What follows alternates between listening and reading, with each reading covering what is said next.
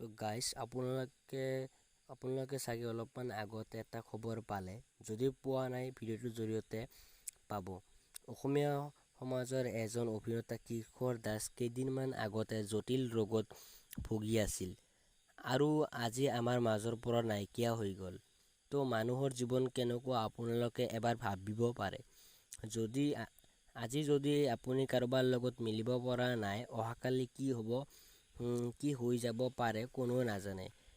মই ভাবোঁ আপোনালোক সকলোৱে মানুহে মানুহৰ লগত মিলা প্ৰীতি ৰাখি আগুৱাই যাওক আৰু কিশোৰ দাসে যাতে স্বৰ্গত শান্তি পায়, মোৰ ফালৰ পৰা তাৰে কামনা কৰিলোঁ। ভগৱানৰ ওচৰত প্ৰাৰ্থনা জনাইছোঁ যে কিশোৰ দাসৰ আত্মাই যাতে শান্তি লাভ কৰে।